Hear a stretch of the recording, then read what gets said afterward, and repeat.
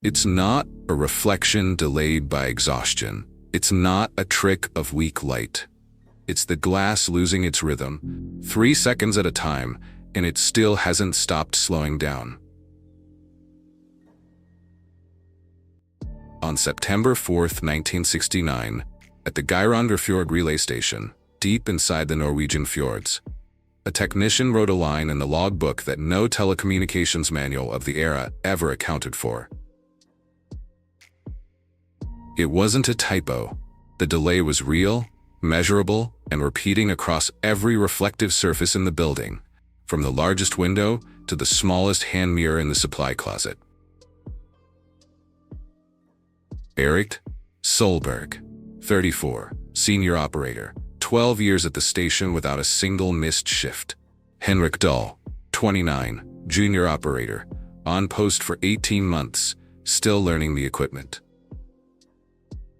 Snowed in for 3 days, the two men were completely alone when, at 11:40 p.m., Henrik reported something over the internal radio that the duty supervisor logged without understanding.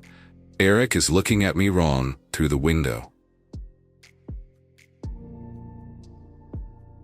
12 hours later, when the storm finally broke, the rescue team found both men alive, seated, breathing normally, and completely unable to recognize their own reflection in any glass surface in the station. Erik screamed every time he passed a window. Henrik simply stopped speaking, eyes fixed on his own reflected face, like someone waiting for something to finish happening to him. The medical examiner's first test measured the delay with a precision stopwatch, exactly 3.2 seconds between real motion and its reflection, in every mirror in the facility. He repeated the measurement the following week, assuming instrument error, calibrating the equipment twice before trusting the result. The delay had increased. In the tests that followed over the next month, the pattern held firm. The station's glass was, measurably, getting slower every single week, as if something on the other side of the reflection was having more and more trouble returning the right image back in time. Is you're near a mirror right now? Don't look yet. Count to 3 first. Then look, and notice exactly how much that small weight bothers you. The Royal Norwegian Navy needed an explanation that would fit neatly in a report. The first theory lasted 9 days. An extreme geomagnetic storm, recorded that same night, would have affected both operators' visual perception through some neurological mechanism not yet documented.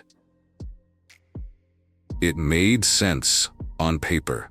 Solar activity records confirmed a real and unusually strong storm for the station's latitude. One meteorologist later called a once-in-a-decade event. But physicist Dr. Axel Moen found a problem the solar theory couldn't explain. The reflection delay wasn't slowing down as the storm faded. It kept growing, week after week, long after the sky had returned to normal and every other instrument in the station had recalibrated on its own. 3.2 seconds on the first measurement, 3.6 on the second, 4.1 on the third. The rate of increase was almost constant. 0.4 seconds more each week, like a clock running steadily in the wrong direction. That would explain the two men's initial perceptual confusion. It wouldn't explain why Erik's skull X-ray, taken a week after the incident, already showed the left side of his face matching the exact bone structure of Henrik's left side. And The reverse was also true. The station's chief engineer, called in to inspect the equipment, personally tested every mirror and window in the building. All of them, without exception, showed the same growing delay, including a hand mirror brought in from outside, sealed in storage for years, never exposed to the station before that day. Its delay was already 1.8 seconds the moment it was unwrapped, before it had even been mounted on a wall. The engineer's final report ended with a line the Navy tried to remove from the file before declassification. "I don't know if I'm measuring an optical delay or the time light is taking to decide which face to send back." That was the moment the solar storm theory stopped being taken seriously. And the simple act of looking into a mirror inside that station started being treated as an active part of the phenomenon, not a witness to it. The optical delay theory lasted 17 days. What destroyed it wasn't found in the glass. It was found in whoever measured the glass. The case was transferred to a Navy unit that investigates anomalous reflective surface phenomena, active, according to two naval archivists speaking on condition of anonymity since 1951, and deliberately kept off public defense records. And that's where the precedent no one wanted to find surfaced. The Bodø listening station in northern Norway. Winter of 1951. 2 radio operators. Mirrors with a growing reflective delay. A 4-day snowstorm isolating the station from any outside contact. The case was filed as sensory confusion from stimulus deprivation, and both men were transferred to permanent psychiatric care, forbidden for the rest of their lives from coming near any reflective surface again. It seemed to close the puzzle. A rare phenomenon, catalogued, contained 17 years of silence between one case and the next.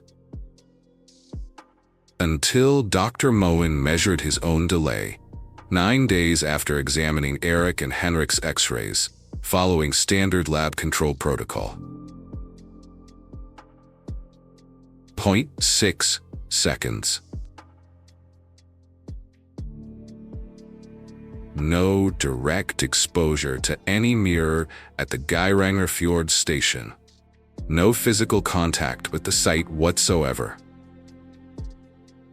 Only the case's photographs and X-rays, examined in a laboratory 400 kilometers away. His own reflection had also quietly begun arriving late. A sound technician, reviewing the radio recordings from the night of the incident, isolated something logged as atmospheric static. It wasn't. It was Henrik's voice, recorded 4 seconds after Eric had closed out the night's last transmission, when according to the shift schedule, Henrik should have already been asleep for hours, nowhere near the radio room.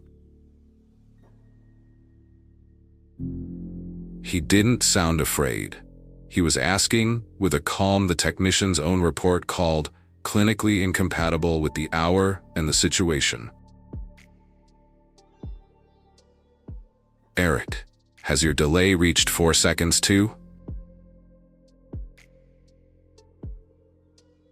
The recording, with a 60-minute capacity, simply stops registering any sound at all, including the silence of the room itself, for the next 41 minutes straight, as if the tape itself had also fallen behind. The Geirangerfjord station case was never officially closed. It was only reclassified, along with everyone who got too close to the glass.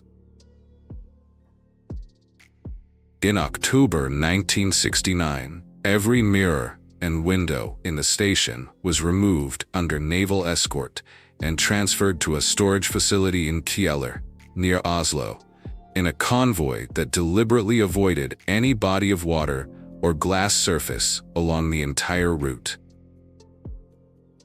The official reason: evidence preservation. The real reason, according to a transport technician who resigned 3 weeks later, he began noticing in his own truck's rearview mirror a reflection delay that hadn't existed before that trip, 0.3 seconds, measured by him personally with a borrowed stopwatch. The station reopened in February 1970 with entirely new mirrors and windows from a different supplier, in a deliberate attempt to sever any material link to the incident. No current operator knows what happened that winter. The September 1969 records were reclassified in Navy files as extended routine maintenance. But in March 2003, a maintenance technician reported something before requesting a transfer that same day, refusing to return to the equipment room. The station's bathroom mirror, installed by a different supplier with no physical connection whatsoever to the original glass, removed in 1969, had started reflecting his face with a noticeable delay every single time he blinked. Half a second. His report was filed as occupational eye strain. The routine eye exam, taken that same week under the Naval Health Plan, never reached the Central Medical Department. It simply vanished from the system, and to this day, no one has ever asked why. If Eric and Henrik's delay never finished accelerating that night in 1969, the question is no longer about the two operators. It's about how many mirrors, in how many homes, are already a few tenths of a second slower than they should be, and how much time is left before someone finally notices the difference in their own blink. The file remains open. You've just been indexed. If you're still counting seconds before checking the mirror, it's because part of you noticed the delay too. Share this file with someone who needs to feel that same discomfort in their next reflection. Maybe they're the one who'll notice when their own face takes just a little too long to answer. Leave what you saw in yours down in the comments. Your account becomes part of the record. And if this is the kind of file that belongs to you too, join the unit keeping these investigations open. The next delay is already being measured.